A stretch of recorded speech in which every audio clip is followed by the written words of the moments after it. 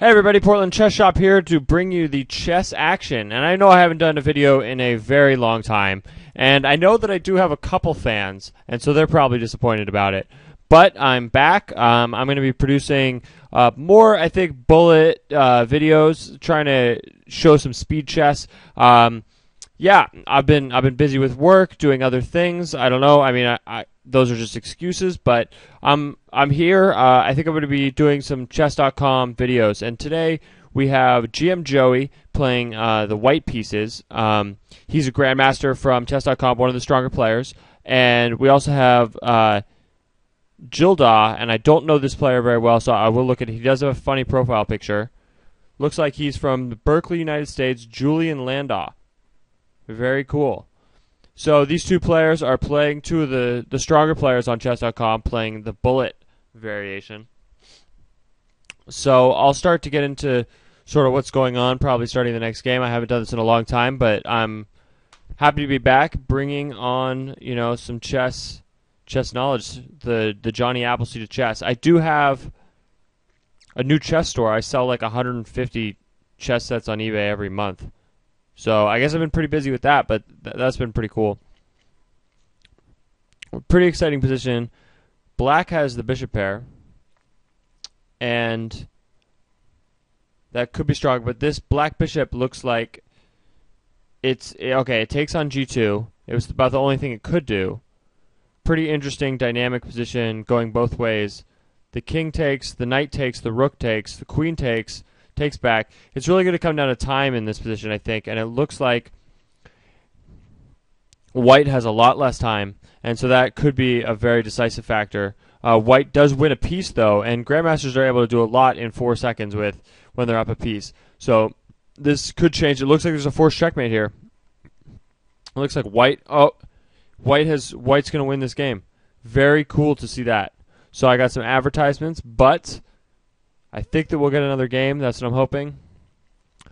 Booyah! Another game. GM Joey is up 13-8 against Julian from Berkeley, California.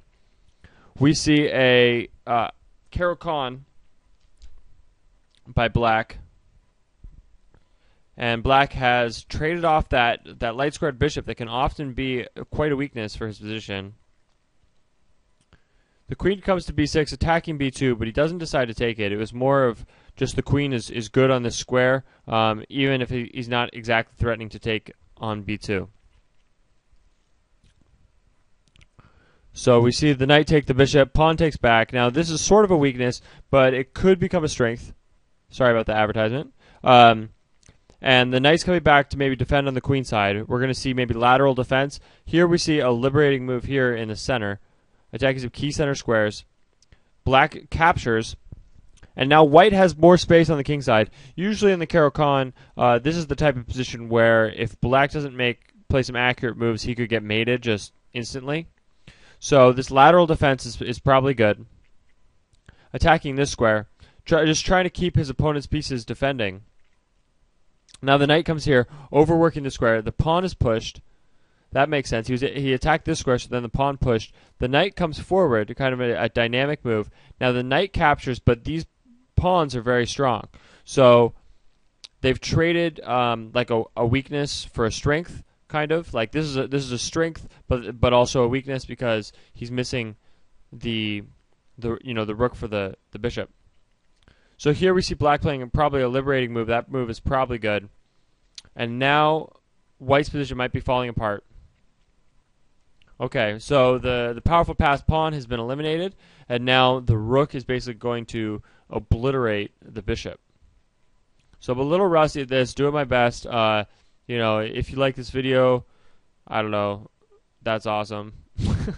Okay, so it's still a technical position because white has done a pretty good job here defending this side with this piece, while he has equal number of pawns on this side, or did. But now black has managed to break through. We do see the time is a factor, and GM Joey does have more time, which is very significant. So here he cuts off the king, and now this is elementary. So another good game, another advertisement, and we're in to see another game of bullet. This is great. Feels good to be back. We see King Pawn responded with King Pawn. Both the knights come out. It looks like all 4 knights. So that's an example of knights before bishops for any beginners watching. And now there's some action in the center of the board. The bishops come out after the knights as well as the queen. The players castle to opposite sides, which could create some dynamic positional play. Dynamic attacking play, more like it. So we see the queens get traded off, though, but the knight captures on f2. So the knight could get trapped, but if it doesn't, then... Oh, this bishop falls. That's just terrible. Yeah, this knight move is really bad, because after takes, then the rook just attacks it, and then this bishop falls. So it looks like white is going to win this game.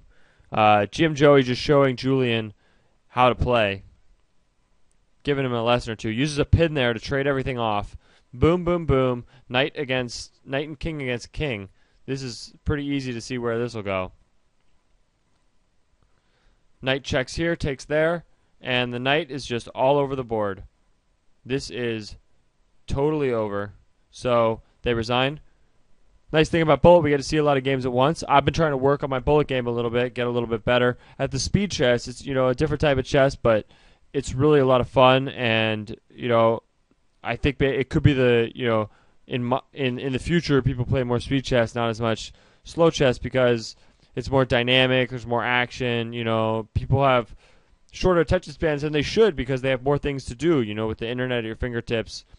Anyway, queen comes to g4. Pawn comes up, so we see black attacking on the queen side while white is attacking on the king side. We do see the knight capture, and some exchanges are made. But it looks like black has pretty good position here. Black does decide to castle. So the king is a little bit exposed, but you kind of trade that little bit of exposure for the king for a pretty powerful center, some really active pieces. So, and now he's using the f-file too. The queen takes on b2, winning a pawn. So he is up a pawn, but his opponent has a really active rook, and it is easy to make mistakes when your opponent has a rook in your base on the 7th rank. But the queen comes here. The queen comes back again. So after stealing those pawns, he kind of has to retreat, I think is the idea. Now he's threatening a checkmate.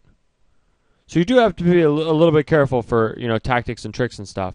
So another checkmate is threatened. So pawn up is played. But the thing is the queen is defending on the 6th rank. Remember when he played 2 moves to move the queen? That was really strong because he defended the 6th rank. That way bishop take can't be played, because after queen takes, you just take the queen. Whereas it would be really strong if the king had to move over, then rook takes rook, queen takes, and he's up significant material. So coming back with the queen to do the lateral defense was really strong there. So we'll see if they play again, or else maybe this will just be a short little teaser video. Thanks for watching, and until next time.